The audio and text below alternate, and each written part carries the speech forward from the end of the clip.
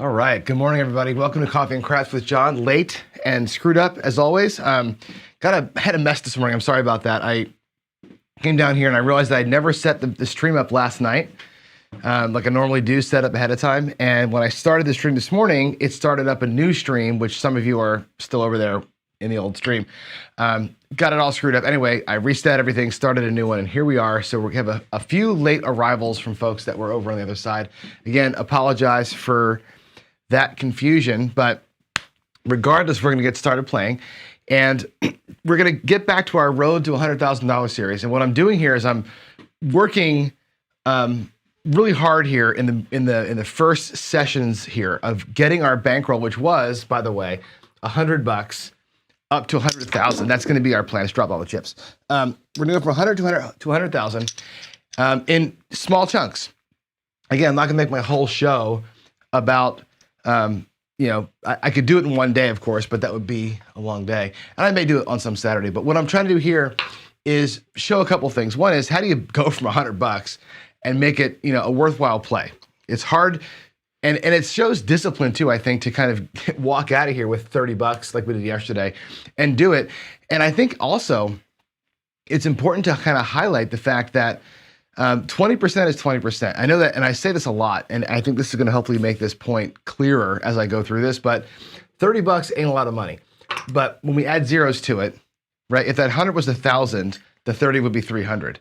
If the 100 was 10,000, the 30 would be $3,000, right? So the percentages are what we're looking for. I'm not looking for dollars just yet. However, you can't get to 10 grand, $30 at a time and have any kind of interest in the show, but more importantly, let's take it too long. So what we're going to do here as we go is highlight this concept of sort of not so much exponential, but compound bankroll. So as the bankroll grows, so do the bet sizes, right? So I'm not going to stay at $5 forever.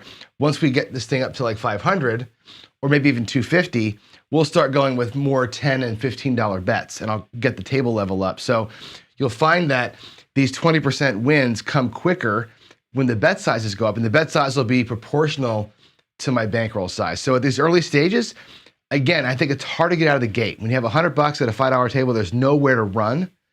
You can't play a machine gun style strategy here. You got to play this on some kind of a plan. You got to have some kind of a cannon-based strategy, like a $20 or $30 per shooter type of thing. And that's how we're going to roll the $100 until we can get it up to a reasonable level.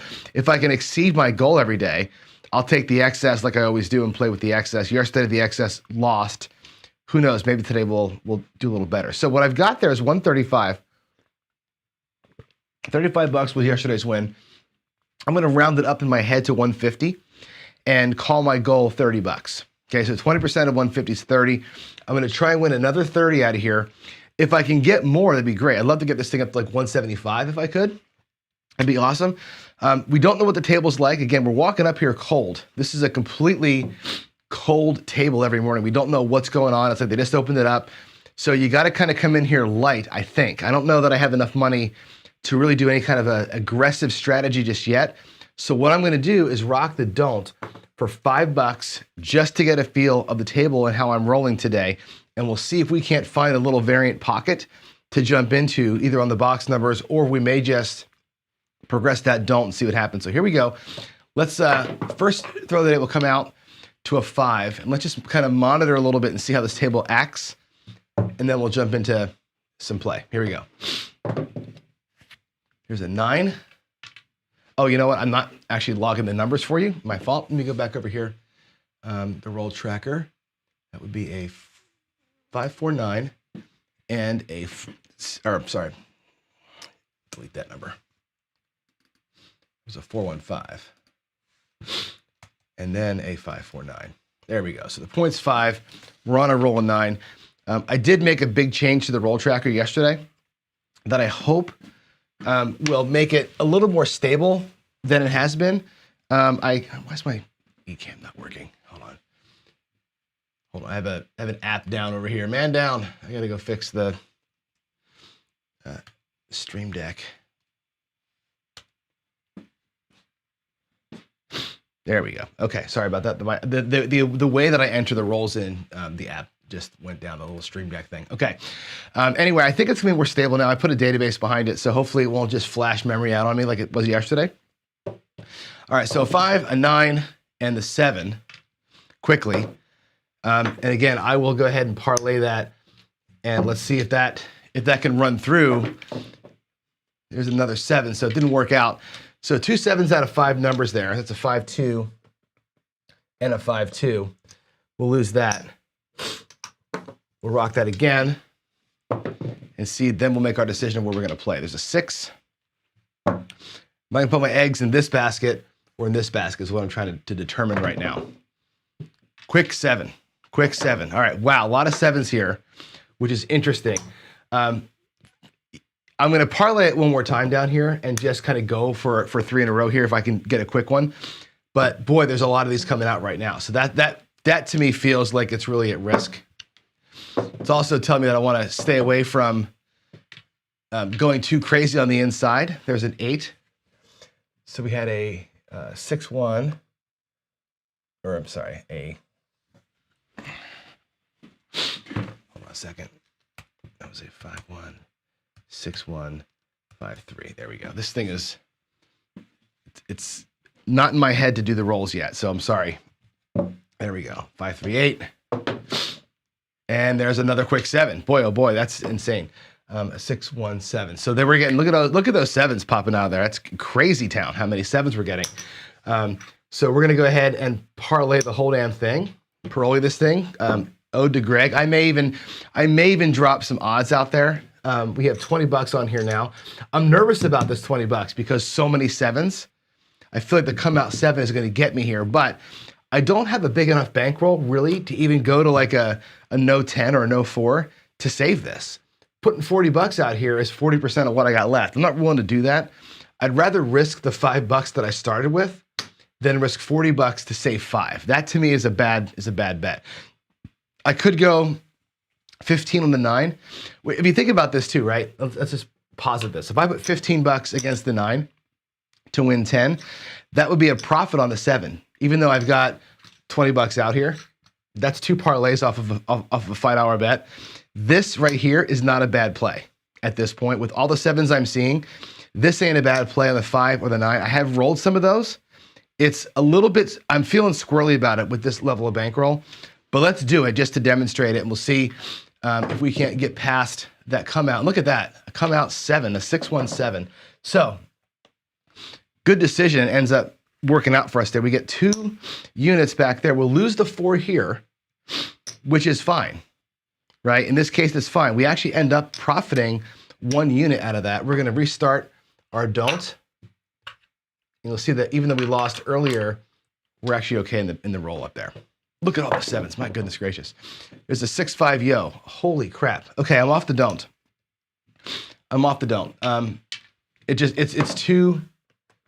It's too, I don't know, man. That's not where I'm going right now. We're gonna let that thing ride for a minute.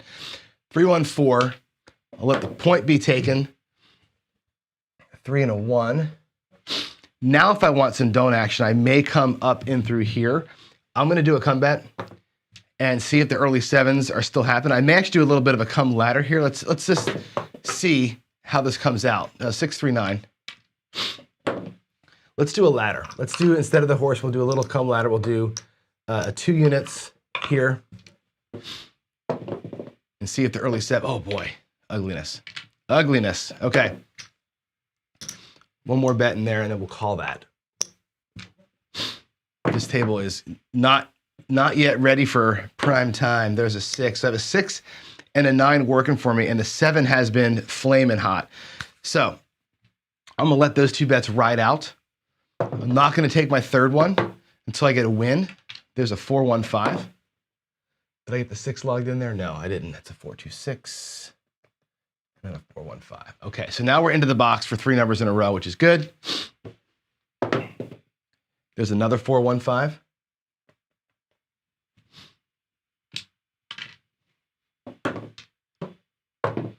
Have we turned a corner? No, we have not turned a corner. It's a 5-2-7. All right. So, not going well right now. And I just feel like we need to see something something interesting to happen here. So with my next come out, I'm going to avoid the come out again. I'm going to do one more set of come bets and just see if this table finds a little bit of a rhythm to itself.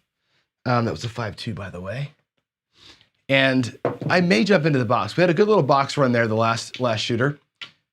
We may, if we start seeing it here, let's do a couple of come bets and just see if the rhythm starts to switch a little bit. And then I'll jump into the box. There's a 4. We'll do a 2-unit bet here. And there's a midnight, good gravy. Not working out. There's a 3-1-4. There's a 6-6 midnight. I'm going to do one more, actually. And then that'll be it. If this doesn't work, I may just oh, look at that, we're on the end. 6-4-10 on the ends. Now we've got 2 come bets on the ends. Not ideal. And there's an 8. Okay, now we're to the middle. It's good. So we had a 6-4-10 and a 5-3-8 back to back. This is getting better. I'm looking at the chart now, and you see the 7s are getting spread out some more. This might be the time where I would consider jumping to the inside a little bit, maybe for a single hit, maybe a single hit in here. What I'm going to do is I'll probably, let's see here, with $15 out there, that's a big chunk of the bankroll. I'm going to allow these 2 bets. Let me think about this before. Now, again, I'm at a live table here, so what am I going to do? Do I chase good money after bad here with the earlier 7s and the table not quite turned yet? I'm not going to throw more money out there just yet. I'll let these 2 bets, or at least one of them, resolve. And there's the 7. See, I was going to go inside, and I think it was too early, which is a good choice. So we're getting beat up pretty good here. Rhythmless table. Rhythmless table. We're going to go ahead and get a new point. I'm going to bypass the come out roll. There's a 2-1-3. And there's a 4 for the point. That's okay. 3 and a 1. Now, I'm going to go ahead and take a stab at this. We're going to see. I'm going to come out here a little bit heavier and doing a cross bet really quick. I'll do like a one roll across. Maybe I'll do 2 roll. I think I'll do 2 rolls here. 2 rolls across, $3 change. Let's see if we can get 2 inside hits. I'm going to try and do the inside press here and just salvage something. Oh my goodness gracious. Nope. Bad read there. 4-3-7. That's super ugly. Wow. All right. So we're going to go ahead and call right there. We're at 50% of the starting bankroll. That's got to be our stop loss today. So could not find any rhythm at all. There was too bouncy. And again, not enough money to shotgun this thing and do any kind of a recovery. So we're down to about $50. So that's a bummer. We lost. Again, getting out of the gate with a $100 bankroll is hard. You're going to have to, you can't sustain large length of loss like this. You can't survive it. You got to get out of there quick with a reasonable stop loss. Tomorrow has to be a better day, and we'll have to just call it like that. So that's it. That's our bankroll builder today is a fail, which is, again, from an instructive standpoint, not the worst thing in the world, but it kind of sucks to lose that. Let's go ahead and log that in. So I'll go over here. I'll switch you to this screen over here as I do it. So we're going to go ahead to the spreadsheet. I think y'all can see that spreadsheet. Today is 5-3 all day. We started with 135. We lost $90, right? We have 45, 25, 35, 45. Yeah, we lost $90 today. That's not great. Let's get these 2 things down. All right, and it was just a no rhythm. No rhythm, and on the wrong side of history. Comes, didn't pay. No, didn't work. Inside, got a PSO. So there's what I do. This is what I do with my life too, by the way. I do the exact same thing when I come home from the casino. I should log it into a spreadsheet like this so I can keep a visual track of where I am. And hopefully the number, oh, that should be not, that's wrong. It should be minus 90. hopefully the numbers are more positive than negative. And like I say, if you can win 20%, 80% of the time, you're going to be okay. So this is a bummer today. We lost a little too much money, but again, trying to find that rhythm is what it is. So here we go. Tomorrow will be a new shot at it. We'll see if we can't get a little better off. So that's that. Let's go back to the regular show, and good morning, everybody. Glad to see y'all here. How's it going? I'm sorry that I'm late today. Kind of late and off kilter today, actually. It's one of those days where, for whatever reason, I kind of overslept a little bit. I didn't get the show started right. So here we are. Yeah, Dr. Ross, I changed 90 to minus 90. Thank you for that. So good morning, everybody. I'm going to say hi to who all is here. There's a lot of you here. Look at this. This is great. Doricel, good morning. First one in. I think Jeff might have been the first one, and he was in the other stream first. So I'm going to give Jeff credit, but thanks for being here so early. And of course, good morning, Sebastian and SJ and Dice Degen, Dr. S. Midmo Yo is here. On Point is in the right room. Thanks for being so flexible and coming over to the right room. I appreciate that. You guys had your own party over there. I see. That's great. Cool. Yeah, so the YOLO is abandoned, Sebastian, only because I made my goal. I made $100,000, so I stopped doing the YOLO. And what I decided to do was a little Road to $100,000 series. Coming in the morning, just playing with whatever bankroll I've got, rolling out to 20% win or 50% loss every morning, and just building up my bankroll through some good strategy, hopefully, from some decent table play, hopefully, and some good money management. So that's the idea, why I'm doing what I'm doing. We're going to see here. And yeah, skill and luck, right? I could have gone to 32 inside, 32 across. I tried it. That table was weird, man. It was like, 7, 7, 7, 7, 5 roller, a 4 roller, and then a 0.7 out. It's like, you can't make money at that with a small bankroll. If you could sustain it and try it again and again, tomorrow's going to be tough. Tomorrow's going to be a hard day because I've only got $45, so I'm going to have to get probably the pass line or don't pass line to work for me to build up a little bit so I can go out and play. So tomorrow's going to be, I think, very, very interesting and hard to work through it. So very tough to come into a completely brand new table, not have any sense of rhythm at all, and find some way to play. So there it is. All right, yeah, Jeff, thanks for the shout out there. It does happen. It's hard. The thing is, you hit the wrong button, right? And when you hit the wrong button in your streaming software, it starts a brand new stream. You all get a YouTube notification. Everybody just scurries off to that channel or that stream. It's the wrong one. So my bad. Sorry about all of that. So anyway, here we go. Let's talk about actual stuff. And in fact, what I want to talk with you about is, well, let's get the announcement out of the way first. The announcements are this, give me some thoughts. Thumbs up, thumbs down on the new bottom bar here of the stream. I was messing around with the graphics last night, so I'm putting some less obvious kind of containers around the stream. But anyway, as far as announcements go, the Craps Chat again, next Sunday, May 15th. We all know that. Don't forget, get into Discord and give Jeff some ideas on what he and Dylan can talk about.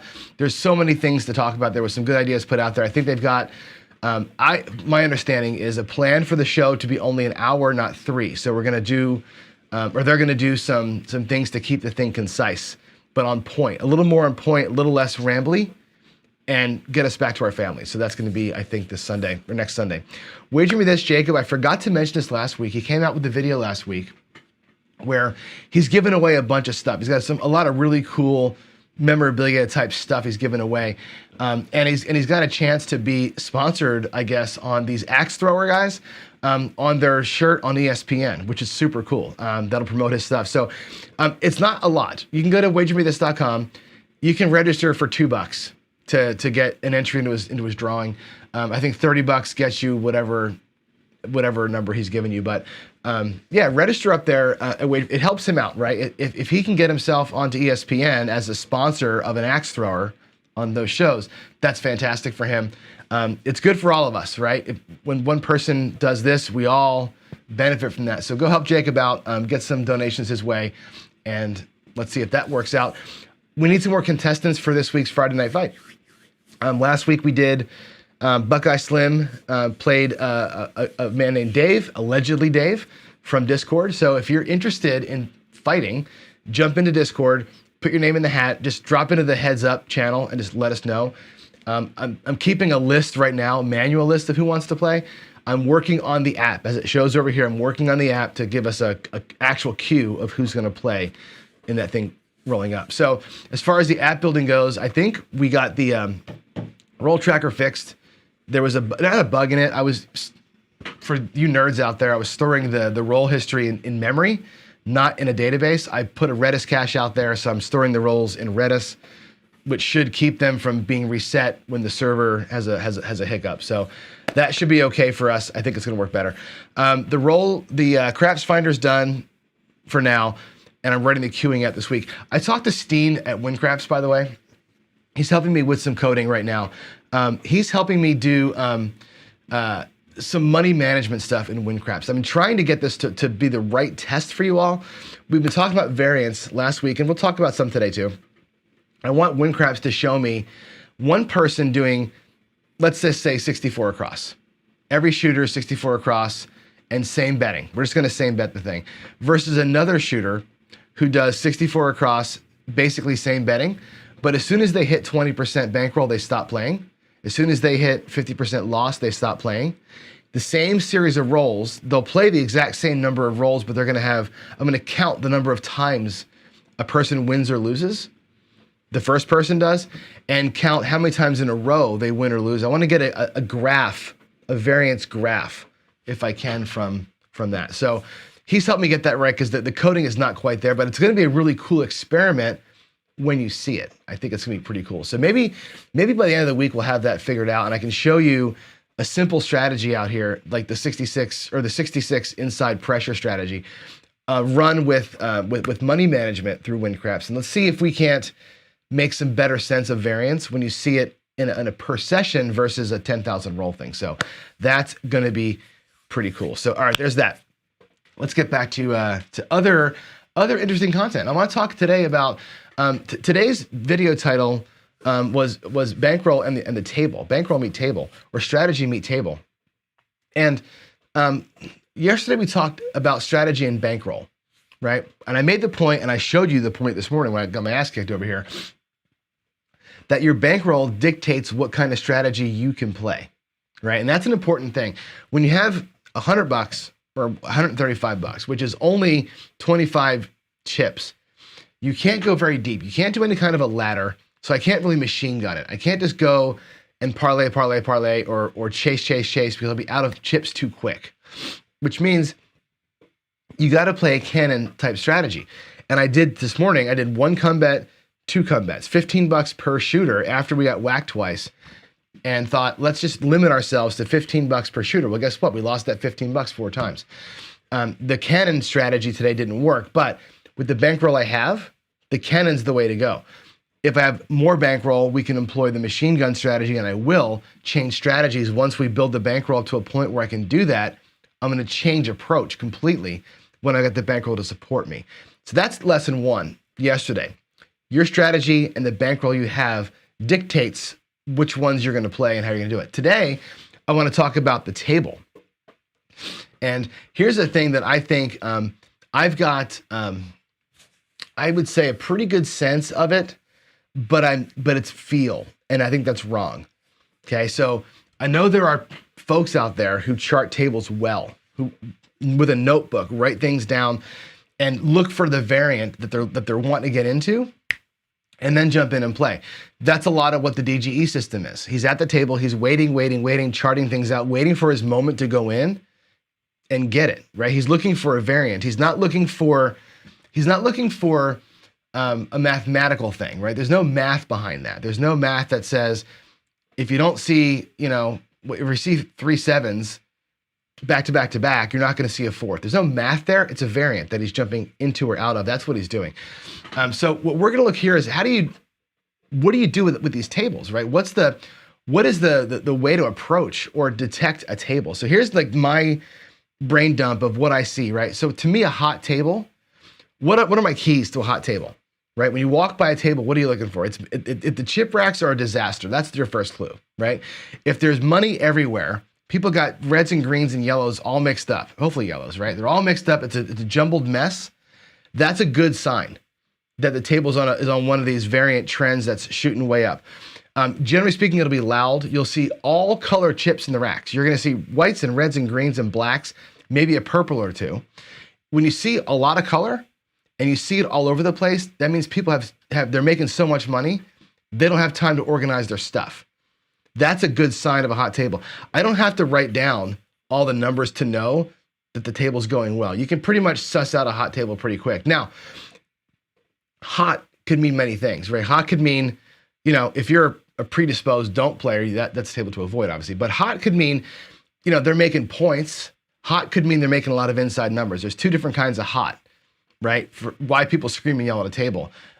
It could be somebody that's hit a bunch of hard ways. You just don't know what it is. You got to watch that and see. That's why I think charting is good, although I don't do it enough. But in general, messy, loud, a lot of different colors, probably a good right side table to jump into. A cold table, you can tell instantly.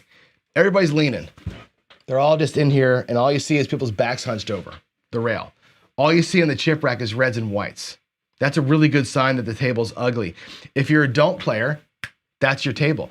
If you're not a don't player, why wouldn't you buy into that table and jump on the don't?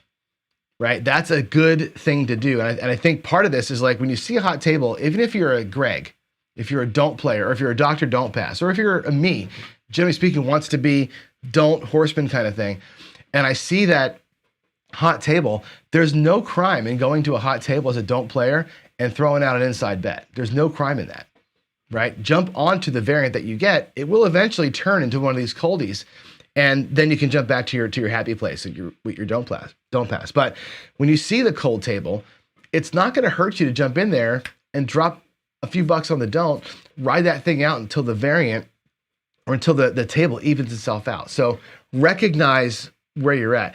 If a table's empty or has low energy, and I've seen this a lot in the mornings. When I go up to the casino in the morning, this is what you'll see, is you'll see two kinds of people at the casino late at night, early in the morning, on an empty, quiet table. They're either degenerates, right? They're just out there with their last, their milk money playing, or they're pros that are just out there that don't want to converse, that are just getting their shit done, getting in and getting out. That's me. When I'm by myself or in the mornings, I'm very quiet. I'm thinking. I'm not talking out loud. I'm not conversing. I'm working. That doesn't mean it's a low energy table or it's a cold table. It just means that there's a vibe there of work. So when you see an empty or low energy table, don't assume that it's cold. Don't assume that. Watch it for a second and see who's playing there. If it's a bunch of degenerates out there that are just pissing away 64 bucks every hand, cold table, right? If it's a low energy table, but people are making money, you might be into somebody working on their dice, right? Or somebody working a system, and you can jump into that and actually make some money there. And again, strategies designed for that are different than strategies designed for the real cold table. The cold table where everybody's pissed off and leaving, that's a don't pass with odds kind of a table, right? The empty, low energy, degenerate table might not be that kind of a strategy. It might be a little bit of an easier strategy. You might go straight flat don't like I did today. You might go don't come on that table, let a few rolls happen and see. There's just a difference in pure, absolute, horrifyingly cold tables and an empty, low energy table. Again, where in the variant, are you at this part of the variant? Are you at this part? Or are you at this part? You got to know where in that graph, and I want you to picture that Windcraps graph all the time. Where are you in the graph? And the last kind of table is the full, packed, high energy, fun table with a bunch of drunks and everybody's having high-fiving and doing their thing. How do you play at that table? That to me is one of the hardest tables to win at, frankly. And I may be the outlier here, but for me, that kind of a table where everybody's going nuts, it's hard because it's a lot of time it's partying. And there's no rhythm on those tables, right? You're gonna get people that are gonna, do dumb shit like, a $300 6 and 8 because they're drunk and they hit it and they high five and it's a 7 out right after that. You don't know. To me, the high energy tables are harder. I typically ease into those. That's to me the table for the horseman, frankly. The cold table is straight don't to me. The high energy table is a horseman because I can get some don't action and 3 come bets and I can jump onto odds if I want to, or I can transition out of it. And I don't got to think, right? When the table's going crazy, I don't want to think too much because there's a lot going on. And if you're doing a strategy where it requires math, and I'll give you an example. I'll get to Choppy's skill. When I get to a table that's high energy and a lot of people, I can't do a strategy like the permanent press, the 66 inside, 22, 22, 22 press. You can't do that at a high energy packed table because there's so much going on. You're getting tapped on the shoulder, you're talking to people, you forget a press and the 7 comes and you're whacked for, hundreds of dollars. So those tables, I do the easiest strategies I've got. I really cover my bases with the easiest things that I can do. So what I like to do is between hot, cold, empty, full tables, I have strategies kind of in mind that work well in each of those situations. And skill brings up the chop, right? The chop is a table you just don't play at. And that's kind of where I look at that on the chop table. It's an easy one to cover. Today I played at a choppy table because again, I'm doing a show. I'm not going to sit here and roll dice for 15 minutes and not bet for you. In a casino on the chop where you cannot get rhythm at all, where it's 2 rolls and out, 2 rolls and out, 5 rolls and out, 7, 7, 7 on the cup, you can't get anything happening. You stop playing. That's when I sit and that's when I order my drink. That's when I get the towel, cover my chips, and I walk away for a second. Go to the bathroom. I don't play at a choppy table. I don't have strategies that are built well for choppy tables because the chop happens all over the place. It isn't a point, one number and out that you can count on. It's not, it's sometimes it's 3 7s in a row, a point, 2 horn numbers. You can't get a rhythm. Get the hell out of there. Don't even play it. So to me, the chop, I stay out of. The only thing that can handle a chop is a ladder. The ladder, the Dalen Bear that Waylon plays, is designed for and works really well in chop. Because every time you win, come down, lose again, up, win, come down, you're winning a unit every time you're up and down the ladder in a chop. That's the only system that beats a chop. Everything else gets its butt kicked because you cannot chase and get rhythm. So I think if I'm finding a chop, that's what I would do. If I had the bankroll, I would ladder. Otherwise, I do this, man. I'm like, I'll watch, I'll hang out. That's the time to ask the dealers where they're from. Like that's literally what I do at a choppy table. Sebastian, the party tables don't last long. They don't. And that's why, like I said, the horseman to me is good. Like a little bit of don't, couple of comebacks out there, let it happen, let everybody do their thing. If they hit a point or if they repeat a number, that's great. You can be on it. I'll do like a comeback, goes to the 6. I'll put single odds on it, grab the hard 6. Second comeback, goes to the 9, whatever, put some odds. You can just do that and not think about it, right? You can reach, again, I'll give the example of the other night when I was at the tables here locally with my friend. It was so packed, right? They kept telling us to move. Like it was so packed that my friend was next to the stick man and they kept telling him, "Will you please back up off the stick man? You guys squish in." We were so packed. He was on the last rail right by the stick person. I was on the rail right next to him. We only had 1 rail each to work with. That's how packed this table was. So I was standing out with my hand on my chips like this, and I was out in the aisle the whole time. And he was doing it too because it was so packed. You can't get in there to make a bet, right? It was hard. I had to squeeze in to put any money out there. And I was like flicking chips into the cum and just saying next come bet to the dealer, or flicking chips saying odds please on, and like yelling from across the hallway, right? It's hard. The table wasn't any better because it was so busy. It was just freaking busy. I thought it was choppy for most of the time through that thing, and a simple come bet strategy worked best because A, no thinking, B, not a lot of motion on my part other than dropping 1 bet out there at a time and having the dealer do my work for me. That was it. It was super simple to manage the table, and we did okay there. So the blender on a party table, that's interesting. The blender only works if you're at the end of the table. Remember that. So the blender, and I do a strategy like the blender, as you know, called the power hedge. It's similar, but it takes it a little further. You got to be at the hook or at the end to play the blender. If you're at stick left or stick right, you can't do a blender because you can't reach across the table and get your hands where the don't come is. And that's a self-service bet. So if you want to play don't come, if you're going to be that guy, you got to be around the end. Otherwise, the dealers get pissed off because they don't want to be placing your bet for you. So that's that. So there's a theory or a thought on A, recognition of the tables, but B, what strategies do you play at the table, right? The loud, messy, let's go to the table. Let's actually go over here and do it. Let's go to the table. Let's do, let's see, we'll do table with KPI. Let's try it again. Let's go ahead over here and see if we can't get the roll tracker to work. Let's see, can I reset it? Give me a second here. Let's reset the roll tracker. Pro craps, I'm gonna reset it. Clear the history. We should be, I'm gonna do a quick test here. 549 shows up, good. All right, reset it. Let's go to the table. Let's talk about some of these different table types. The roll tracker's in a weird spot. I'm gonna move that. Give me a second here to fix this screen up.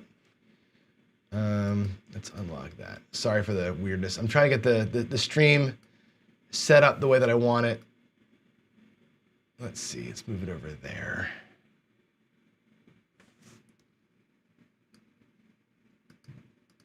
I'll move this down here. There we go. Okay, that's a little bit more where I want them. Sorry about that delay. All right, let's do it. Let's look at strategies that you would use at a, well, first of all, I was at a choppy table a minute ago. We know what we're gonna do there. We're gonna do nothing at the choppy table. Let's actually switch our dice out. We get the ice cold blue dice out. What do you do when the table, like I said, when it's a hop-in party table? To me, the hop-in party table gets this treatment. It's the horseman. And I typically will do that with another 30 bucks on the side. So when I play the horseman at a party table, I'm gonna do this. I'm gonna go to the don't. Put my chips down here so you can see them. I'm gonna go to the don't, and let's let a number get established. And I'll show you how I would do it. And again, this is what I did the other night. Most of the night, you're at a 9 here, and I'm jumping in with one come bet. And again, I'm looking to just kind of stand back. You can't see me now, but I'm in my hallway. I'm like away from the table. I don't care what happens. I don't gotta think. I'm not managing presses. I'm just gonna let the dice do what they do, let everybody go crazy. And again, look at this today. Can you believe my day today? The coldness continues. We're at 213. And again, I can just drop this out here. I can just drop my hand in from afar and go just like that and get out of here. Let the party happen around me. And again, not trying to think, not trying to get anything done, just trying to make my money and go home like so, right? And on that party table, everybody's, oh no, and they're all hugging and whatever. And I'm just gonna go, okay, take my money. Thank you very much. You may have another, right? And that's basically what's happening there, right? That's my approach to it. The horseman, to me, I call it the walk-up strategy. It works in almost all those, there's a 7 by the way. It works in most of those situations where you're walking up to a table, you don't know what it's doing. This is a generally pretty safe way to kind of get in and make a quick assessment. But at those party tables, to me, where I can't fit myself in, this is the easiest way to play. Or you can bypass here and just do a Molly. I played a lot of Molly the other night too, because again, couldn't reach in, couldn't get my work going, and there's a 4-3-7. And again, the table now, what you're seeing in the racks is everybody went 9 all the way across, got their ass kicked. 9 all the way across, got their ass kicked, right? Me, I'll take my little bit of profit over here. I've got $35 on the good side, and we're gonna just kind of let it roll and let it happen until that thing goes on, right? That's a way that I would approach the party table. No thinking, easy strategy. If we happen to catch rhythm, and let's see if we can, let's see if we can't get a thing happening. I'm not logging numbers, by the way. There's a 4, by the way. I forgot to log the numbers all that time because I'd like to talk. I'm a better talker than a typer. We'll start it again. There's a 314. 3 and a 1 is a 4 for the point. And I should have been out there. Let's do this again. Let's try and get some numbers set. I want to show you how I play this thing as a boy. I can't get anything. There's a 617, but I love this, right? This is like this is my dream table. This is why the horseman's built, right? The horseman's built for this. And you know what? You're actually at 50, 60, 70 bucks already on this garbage table. And now we've transitioned from party table to cold table, right? And on the cold table, what do you do on a cold table? When it's this bad, everybody's rack looks like white and red chips and they're all pissed off. And we had a guy the other night, or a girl, walked over to our side of the table screaming, "You guys all suck," as throwers. She was all pissed off because she lost a bunch of money. The roll came around to her and she 7'd out like in 3 seconds too. So, haha. But when it goes to complete shit like this, complete shit, here's what I do. And you might think that this is weird, but I'll not go 25. I'm gonna go 10 on the don't. I'm gonna lower my don't pass bet when the table goes ugly, because I don't know where we're gonna hit yet, right? Will it stay ugly? I don't know, but I'm not gonna go heavy, because I haven't been progressing those bets. Had I been progressing my DP bets while I was in the Horseman, that would have been a $75 win right there, but I didn't. Now we're in this super cold streak. Everybody's walked away from the table, and I'm gonna go lighter down here and go with odds. That's my switch. I don't go Horseman when it goes super dark. I'm gonna go a lighter don't pass and a little bit heavier on the odds, and I can pull them back if I need to. So there's a 10. Let's get a number hopefully established here. There's a 6, 516. And even on a 6, with this table, right, I'm still gonna jump out here and lay 30 on it, right? Or lay 15, or lay whatever, some multiple of 6 to win 5, maybe 18 bucks, right? I happen to have 30 sitting there, so we're gonna go $30 in odds. And on the super cold table, this is where I'm going. I'm gonna go basically the 5-5-5 don't, flat with odds, and let this thing decide what it's gonna do and see what happens here, right? And that's my approach. There's an 11. I stopped with the rolls already, didn't I? So I'm sorry, the roll tracker and me are not friends, just because I'm not there's my 7, right? So this is what I do. On the super cold tables, again, it's the same money as this, but I would have been out here on a couple of come bets that time and gotten burned. And now what I do is I progress. I'll go 1 unit up to let me have more potential odds on the next one. I'm gonna keep my bankroll, by the way, at my original level so I know where I stand. There's my initial Horseman bets, by the way. And here's my 75, 80 bucks in wins. So puck will be off. We progressed it up by 1 unit. If I win this one here, I'll do a full press, but of course, there's our yo, right? A rhythmless, ugly ass table. Back to base, not chasing that, right? Could you chase it? Could you be at a 4 unit bet down here now and ladder up? Sure. On the ice cold or choppy table, not worth doing that, right? Again, we're on the 6 until they prove that they can make it.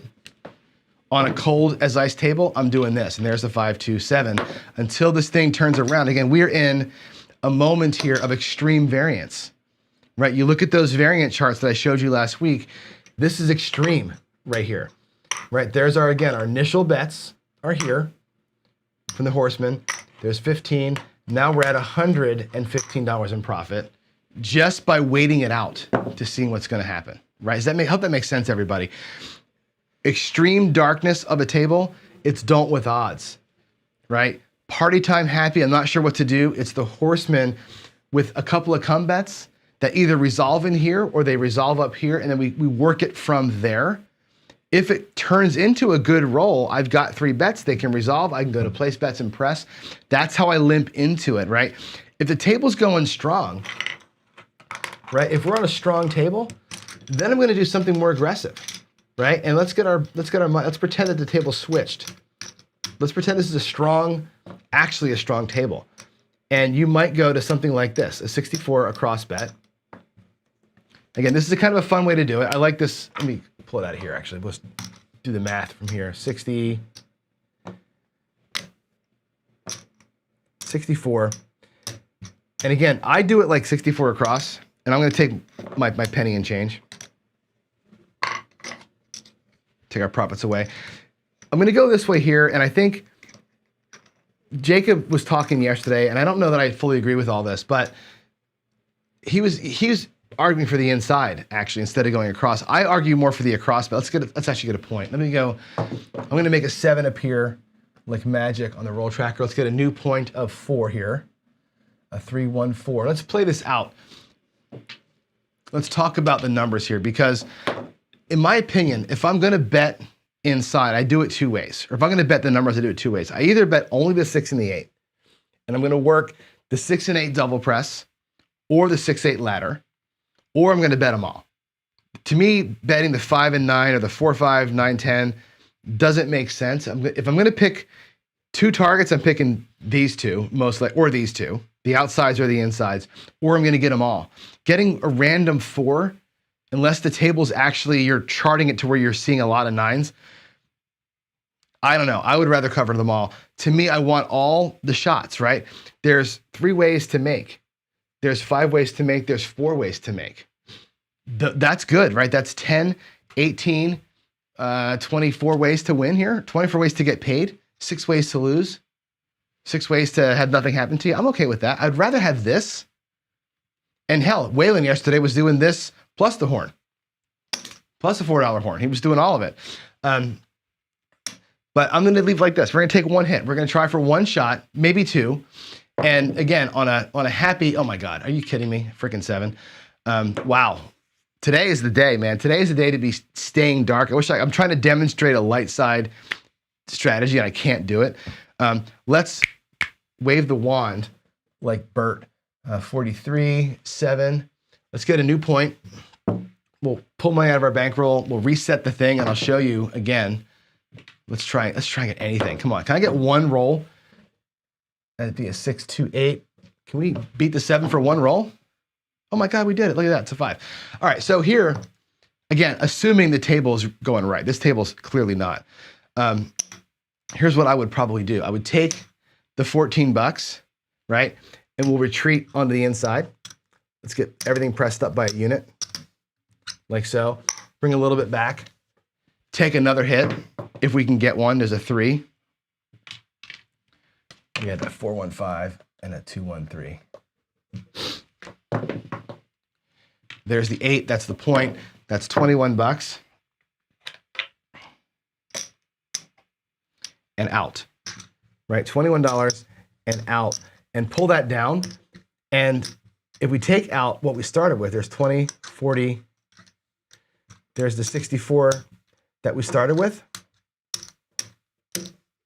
You can walk away with a meager profit, right? It's 30, 33 bucks on that thing, 2 hits and you're out and be done, right? This 32 could be reinvested, or it's just, I made money on that shooter and I'm out till the next time through. I like that inside press up and get out, 2 hits and done. At this level, not a lot of money to be made, but if that's at 160 and you do the same thing at 160, it's a pretty good little profit there if your bankroll can support that. And again, that's a nice cannon strategy. I'll show you it again at a different level. Let me log that 8 in there, by the way, 6, 2, 8. Let's do that same strategy at the cannon level, or at the higher level. We'll go 160 across. And you'll see where it's actually halfway worth it to do this. Let's do it again. Let's get a new point. Is our table going to turn hot? Can John roll some numbers? There's a 336. At 6. Oh my God. Are you kidding? 527. Wow. Okay. Clearly not the day to demonstrate stuff. Okay, let's wave the magic wand, put 160 out there again. Again, if you're cannonballing it, this is what you're doing, right? You're cannonballing it. There's another 527. You've brought 1,600 bucks because you're going to try this strategy 10 times, right? That's the whole point. My rack just doesn't have any money in it. There's a 5, or that was a 6, 2, 8 that rolled. We're on the 8. We're on the 4. There's a 2, 2, hard 4. Okay, which pays 50. And we're gonna come in here and press up everything. 1 unit each. I'm gonna have to drop 10 bucks out of my rack to make that happen, but now we're up to 60 and 50 on the inside. Okay, so now you're here, you've pressed up 1 time. That's a 639. Oh, should I put 8? My bad. Fix that real quick. Let me go fix that. That's a 639. There we go. Okay, so the 9 at 50 pays 70. And again, on this little 2 hit and down type of thing, when you come down, here's 150. There's the 160 I started with. Here's the 10 bucks that I added to make the bet right. And you walk out of there with 120 bucks. Now, we hit the 4, which made it nice. If you would have hit the 5 or 9, you would have had to put a quarter out there. You're still at a 70 to 100 bucks profit in 2 hits. I like this way of easing into what might be a changing table. Like the table is not hot yet, but you've seen a couple of 3, 4, 5 rollers. That's a way to get in there, test the waters, and get the hell out, right? This could lead you into the permanent press strategy. Okay, and I'll show you what I mean by that. This could lead into this. Let's go ahead and do that again. Let's go ahead and get it set up one more time. Take these away. So there's one time we're at 1, right? That's good. 639. I'm gonna make the point get hit here. Let's go 628. Points hit, pucks off. Let's get a new point, and I'll show you a way to transition it. 415. 415. So get that typed in, a 4 and a 1. Okay.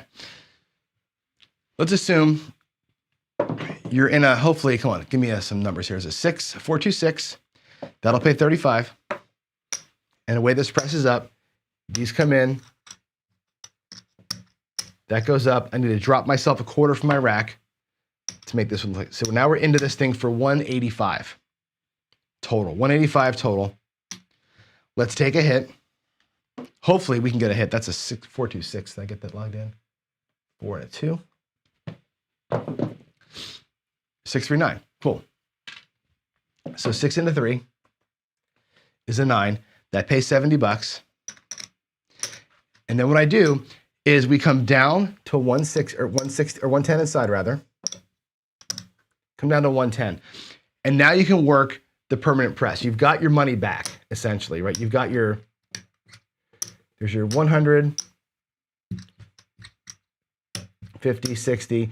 There's your initial bankroll back, and you're set to play now 22 inside, 22 inside, 22 inside. Pressure, pressure, pressure, pressure on every subsequent hit.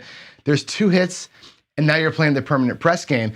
The permanent press game, as you press up and you pull back, each time, we'll do it here. Let's just get a couple of hits. Let me put the 9's already in there. Let's see if we can't make it happen. No, we can't, of course. Freaking 527. Good Lord.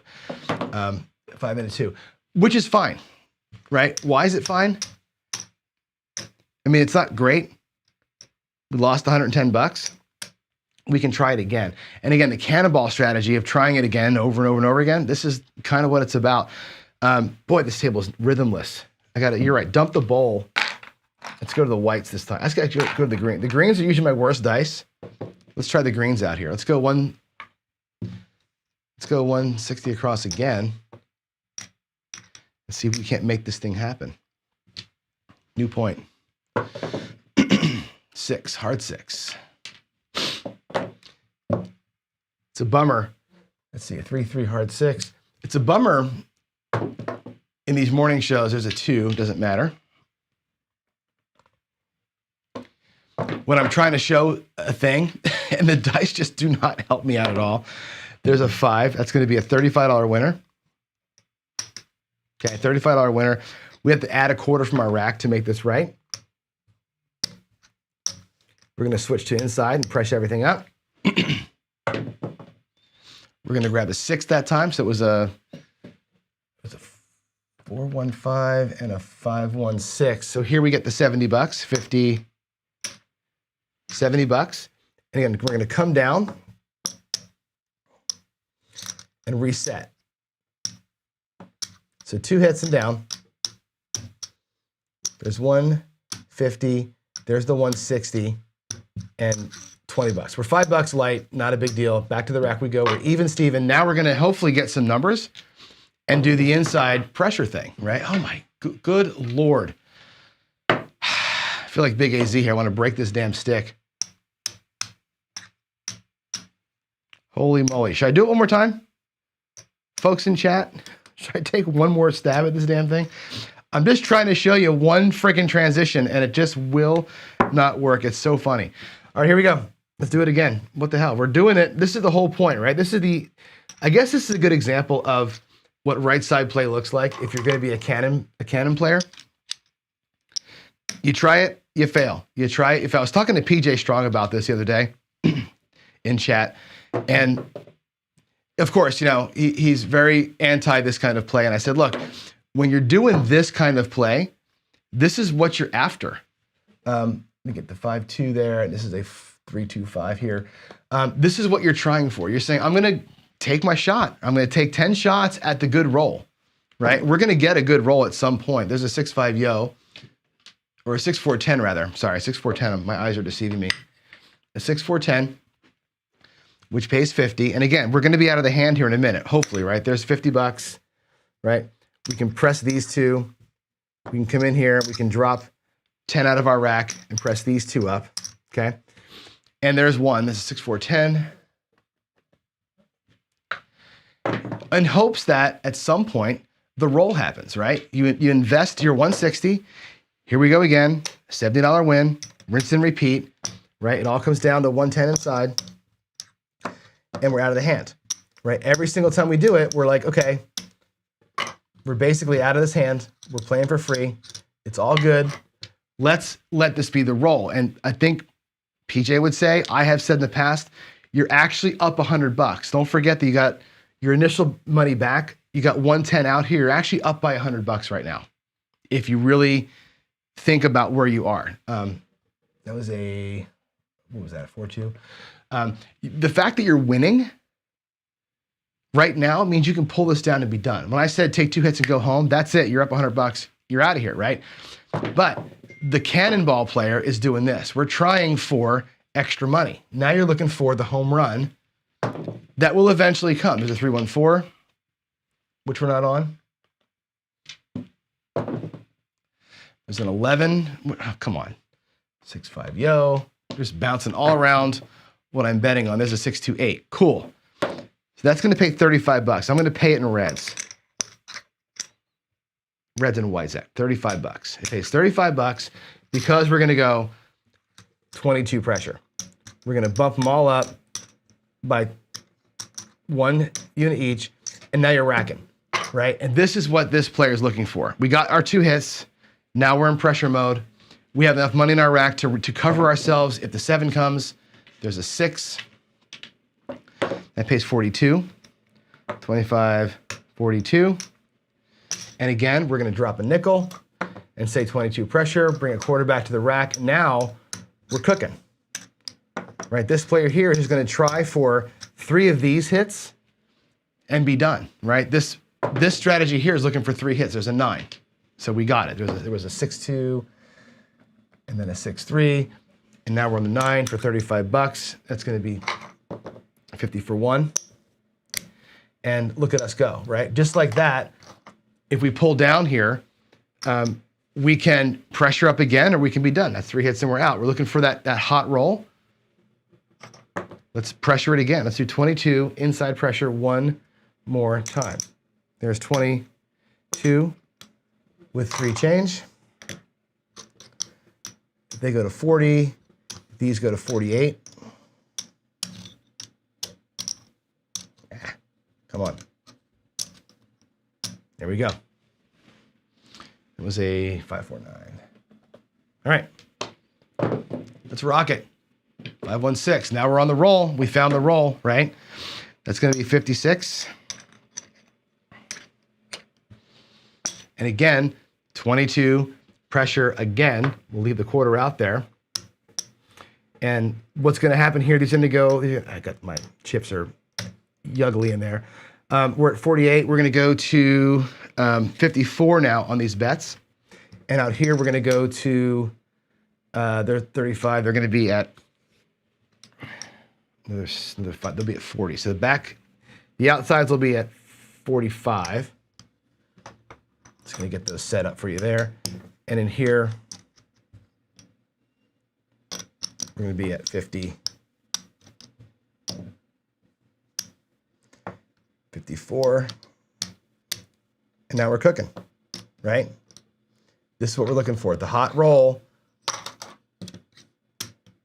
And the inside pressure strategy just keeps racking the difference every single time. So we're racking up the difference each time we press up. 5-1-6, by the way. There's a 4, which doesn't matter.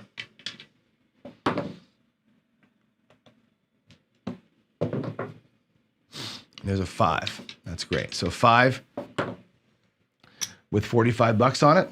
okay? 25 pays 35, and 20 pays 28. So that's 35 and 28, which is, I don't know, $50, $63. Take that, 50, 60, 1, 2, 3. Drop 10. Pressure out again. Now we have $125 in the rack. We've got a pile of money out here. Actually, these are gonna be at 50. These are gonna be at 60. So we pressed all the way up now to 220 inside on the good roll, right? We took the good roll and made it work. But the pain that we felt getting there was actually kind of a lot, right? We got beat on that 7 how many times earlier? And this is the dream of the right side better, 325, okay? Look at the run that we're on now. From that come out 7 all the way through here, this is a pretty good roll, right? And now we're crushing it here, okay? And again, you wait, you wait, you wait. This inside pressure strategy, normally 3 hits and down, right? I'm feeling like we need to bring this thing down. We've gotten all these hits, run this monster roll. Not a bad time to reset. Bring this thing back down to either 66 and restart the process again. This is like 5 or 6 hits now. Or be done with the roll and say, you know what? I did my work, I'm good. Because what you got out here is 220 out here. You've got 125, you got 130 in your rack. That's a $300 win on that shooter. Now, granted, you lost twice, but did you lose? 2 times you went down by $5 because you lost, you won your 2 in your back. This is a pretty good little win right here. So you gotta make a decision. Are you coming down or are you staying up, right? Whenever I say to myself, I think one more shot and I'm coming down, you know what's gonna happen next, right? I just said it out loud. So I'm gonna do this just to be safe because I was talking too much. There's the off button. We'll take one more hit and come down. We'll take one more hit here if we can do it, and then we'll be out of there. There's a 549, by the way. And there is the 213. Now I'm pushing my luck, 213. Let's get 70 more bucks and run the hell home, shall we? There's a 549, or a 6410 rather. 64, that's a 10. One more time, come on. 314, come on. Give me an inside number. Now we're pushing our luck big time. Pushing our luck all over the place. There's a 6. 426. Lovely, lovely, 50. There's 70 bucks. I'll come back down to 110. And if you want to, we can start it over at 110. This brought back 100. If I take these and make them a green, there's 205 coming back to the rack, which means I have $325 in profit in that little setup right there. I'm sorry, I'm missing a quarter there. We still have 325 up here. That's pretty good, right? Another $100 is still out here. Could you be done? Sure. Can you rebuild it? For sure. Could I have stayed out there and pushed this thing to the ceiling? Sure. Right? What is your home run? When's enough? But again, as the table transitions, right? The thing I like about the cannonball strategy, let me go back to the table here and talk. We're late for work here, so let me come back and chat with y'all for a second. That's a solid set of runs. Look at that roll. After all that bullcrap chop I had earlier, look at the roll we're on now. That's fantastic. Let's come back here. Let's see. Want to do that one? Yeah, we'll just talk like this. Oh, wow, look at the delay. I'm sorry about that. That's really off-putting. I'm going to go back to the other screen. Let's do this. There's still kind of a delay between my voice and the camera. That's weird. Sorry about that. But the point being, the cannonball strategy, let's go back a screen. Actually, the cannonball strategy where you put a certain number of money per shooter and you aim, you fire, you pray, and you repeat, that's what got us to victory today, right? And it's a knowing, I want to say failure. It's a known sort of like you acknowledge the fact that as a right side bettor doing a cannonball kind of strategy, you're gonna tread water or lose most of the time, right? We had 2 PSOs, we had 2 times where we got our 2 hits and came down and got the 7. So we were basically even, lose 1, even, and then we hit the home run. That's what you're waiting for. You're waiting for Jeff to come along and roll 40, or John to come along and roll 20, right? That's what you're waiting for, is those rolls. Knowingly treading water and leaving $100 out there. Every time we treaded water, we left $100 on the table. Don't forget that, right? It's nice to yeah, we got the home run, but twice we tied. Both times we tied, we left $100 floating. So be aware of that. All right, let's see. What else do we have? I need a new roller. I do need a new roller. All right, so I'm thinking, what else? Anything else I hear I need to talk through? I'm going to check my chats for questions. Let's see. You're saying, JR, right side bettors who either can't or won't fold up when dice are missing to a qualified 2x tail minimum. Just a well bet don't. You're right, I suppose, right? I mean, why is that so huge? Sorry, that's weird. That should look like this. I don't know. Again, playing with the stream yesterday, I messing things up. You've got to be on the right side, aware of all the things. And I think that's what Jay's kind of getting at, which is if you're not willing to go all in on those pass line with odds, you don't do it, right? Here, you got to be committed to the cannonball strat. You got to be committed to try it, go. Right. And I think that's the reason why this kind of thing works. Sebastian, I converted to the don'ts. That's funny. You know what? The thing of it is don't just be a don't guy. And the reason why I love the horseman as a base strategy, honestly, let me show you one more thing. I'm going to go back there. I'm going to show you one more thing. This is kind of I'll go to this view. Think about this, what I just did. And you can do this from the don't too. So if you're here, let's say you got a $25 don't pass, all right? And let's say that we did what we just did. And you had your don't pass down here. And the point of that was you got your 3 hits or whatever. Come on down here, we're on the 5. Drop your odds on the way out the door. I do this a lot. I call this dropping a deuce when I leave my bets.